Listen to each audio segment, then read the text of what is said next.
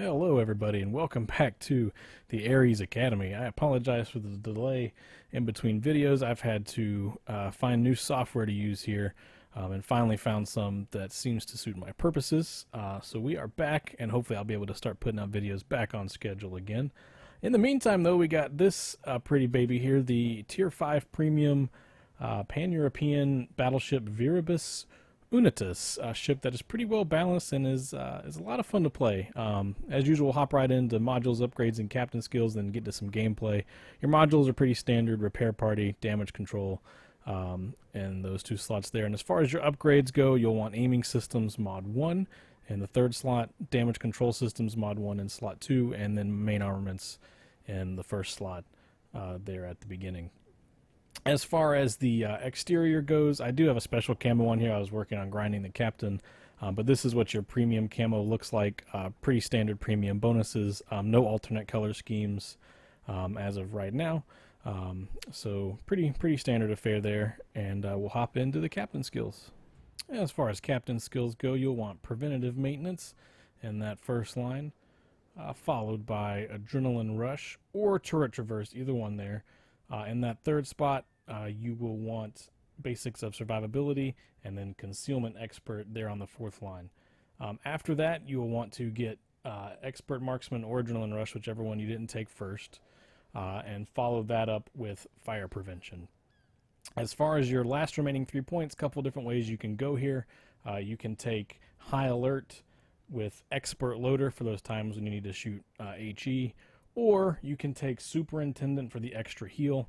However, you do get 4 heals if you take the premium consumable, so not necessarily a necessity to have superintendent here because that is your only consumable, but it is an option. This ship I would recommend just full tank build with high alert and expert loader. I think you get more use out of that than the 1 extra heal. If you're having to use 5 heals in a match, there's a good chance it's not going your way, right? But that's how I would set it up. There's not really many options for this boat. Your anti-air is not there, so you don't need any anti-air skills. Your secondaries aren't there, so you don't need secondary skills. Obviously, you don't need IFHE or demo expert or anything like that. No torpedoes.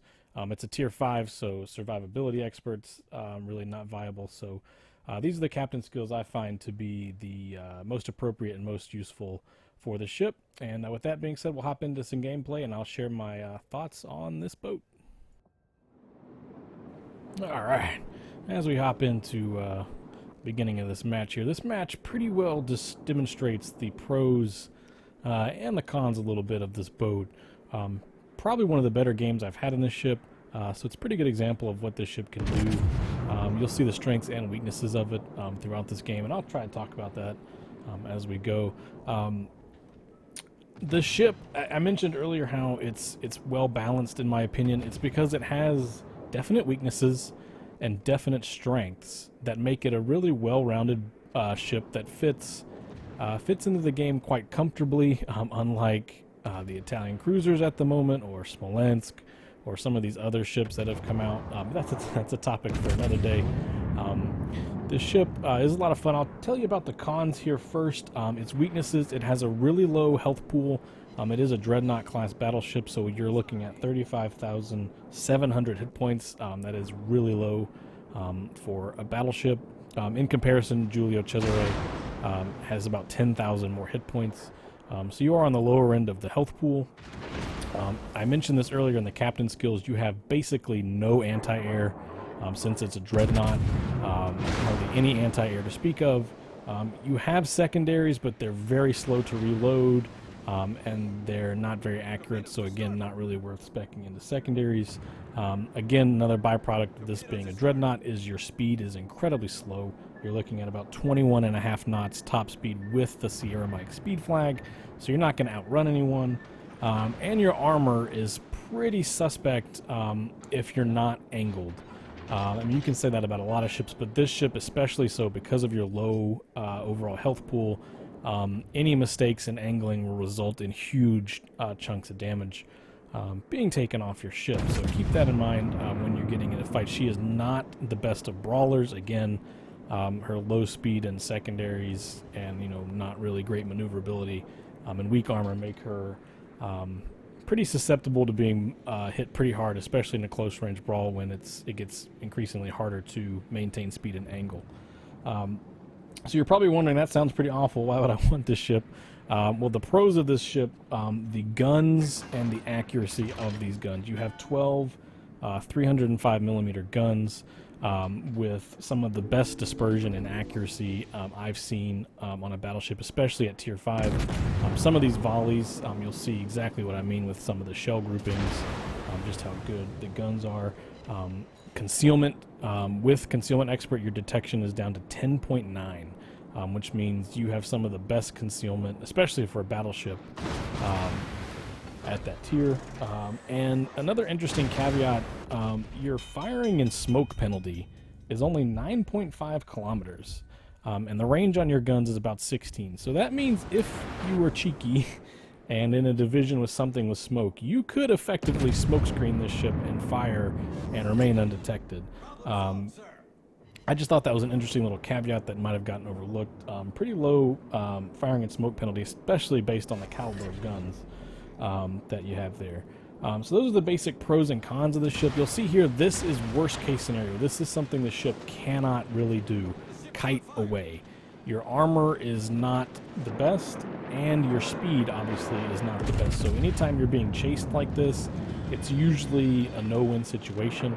The only saving grace for me here is that there is an island right here, and that concealment I mentioned a little bit ago, 10.9 kilometers. You can disengage if you can get turned around in time. You can see here we've already taken a pretty bad beating from these ships shooting HE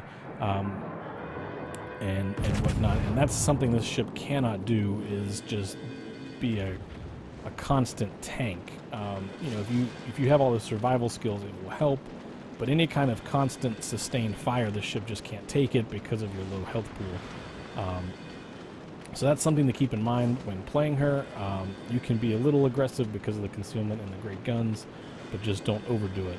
Luckily, I was able to get turned around and get to this island here, and kind of drop detection for a minute and get some heals up. Because I honestly, when I was playing this match, I did not expect to survive this. Luckily, I did have a cruiser finally come and help. I think I was by myself on this flank for the majority of the beginning of this match. So luckily, he showed up, and I dropped detection, so they started shooting at him for a minute. Allowed me to start healing, and here's a case in point with the shell groupings. This poor Molotov just gets absolutely spanked. So yeah, the guns and the accuracy more than make up for the low health and lack of anti-air. Luckily in this game there is a carrier, but he does not come after us at all, so that is fortunate. If you get into, in these low tiers is where you see the majority of your carriers. It's a good chance there's a carrier in almost every match in the mid tiers. So in those games where there's a carrier or a double carrier, do your best to try and stay with a cruiser or something that has some anti-air. It is tough to do with your low speed and general, lack of mobility. So, do your best. But if you come under concentrated carrier attacks in this ship, you will die. Its anti-air is awful, and that is probably the biggest weakness with the ship. If a carrier wants you dead, unless you are have some allies you can group up with, there's not much you can do. But here again, we get this Grafspay to turn broadside to us, and we unleash the guns. And I mean, just look at that, and that is a constant thing. This ship absolutely annihilates cruisers. Any cruiser that's broadside to this thing is just asking to be deleted because of how accurate the dispersion is on the guns. You're almost, as long as you have some semblance of good aim, you're almost guaranteed to get citadels and those big critical hit numbers. You saw there, it was, double sit dev strike. You can rack those things up in this match, especially with the cruisers you run into, lots of emeralds, Leander's, British cruisers, even the Grafspay with, supposedly better German armor we just melted, Molotovs, those cruisers like that should definitely fear this boat. And it's one of the reasons I like it, is because you can effectively wipe cruisers off the map pretty quickly and rack up damage pretty quickly.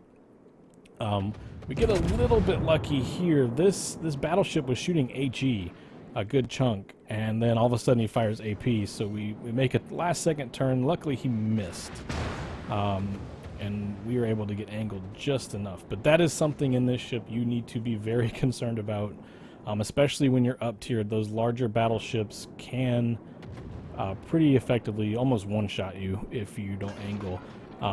And I'll actually show you here. I get a little too cheeky thinking this guy's, you know, not the best, and I swing to get my butt guns in for those extra shots, and I can't get turned back in time for his volley, and it almost kills us.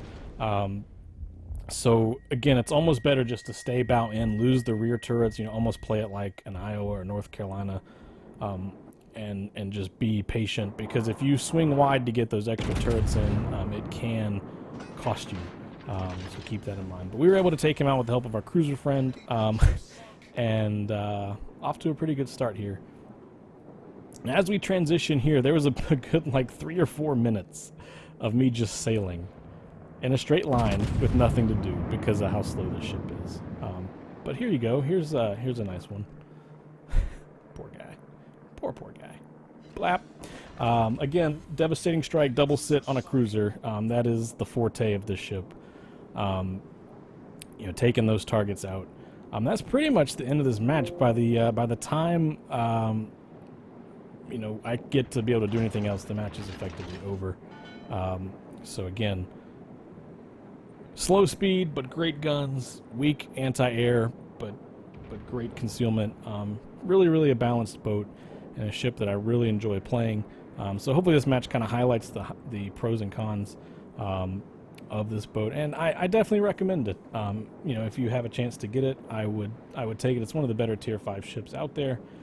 Definitely better than some of the other premiums they've released. And I think I'll try something new here as well. I'm gonna see if I can start rating these ships for you guys. So this one I would give a solid 7 out of 10. It's not overpowered, but it's not terrible. It's a nice, well-rounded, balanced ship. So again, 7 out of 10 from the Ares Academy. Thank you guys. Have a great day.